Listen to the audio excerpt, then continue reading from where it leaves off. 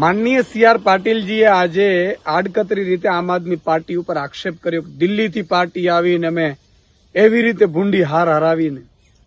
તમને કદાચ ખબર નહીં હોય, ઇતિહાસ વાંચજો.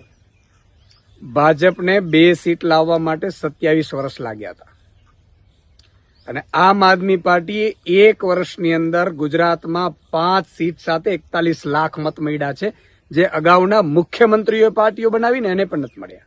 આ તમારી જાણ ખાતર, તમારું જ્ઞાન વધે એટલા માટે.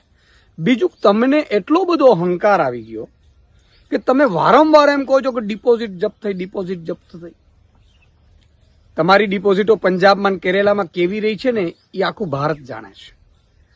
ત્રીજી વાત કે તમને ગુજરાતે 156 સીટ આપી, પછી તોડફોડ કરીને 161 કરી, પણ તમે કર્યું શું ગુજરાતમાં? તમને 182 આપી દે તો તમે કરો શું? એ જ તોડ, એ જ બ્રિજમાં કૌભાંડો, એ જ ખેડૂતોને પાયમાલ કરવાનું, બેરોજગાર ઉપર લાઠીચાર્જ કરવાની, અને જે લોકો નોકરી માંગે એને ધમકીઓ આપવાની, અને પોલીસથી એને માર મરાવવાનો, ખોટી એફઆઈઆર કરવાની. આ જ ધંધો કરો તમે. બીજું, દીકરીઓ પર બળાત્કારો કરો, બળાત્કાર જેના ઉપર થાય એનું ફરિયાદ ન લખાય, હત્યાઓ થાય. આ જ કરશો ને તમે ગુજરાતમાં 182 આવે તો. એક વાત ત્રીજી મારે આપને કહેવી છે કે 161 આવ્યા પછી પણ તમે ગુજરાતનું દિલ નથી જીતી શક્યા.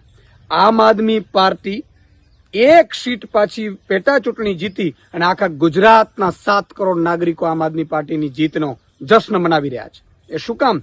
કારણ કે અમે લોકો માટે લડીએ છીએ. અમે હારશું જીતશું એ ખબર નથી, એ તો જનતા ઉપર ડિપેન્ડન્ટ છે. જનતા નક્કી કરશે, ગુજરાતની જનતા જે ઈચ્છે એ કરશે. પરંતુ તમારો અહંકાર એક દિવસ ગુજરાતની જનતા નક્કી ભસ્મભીત કરશે.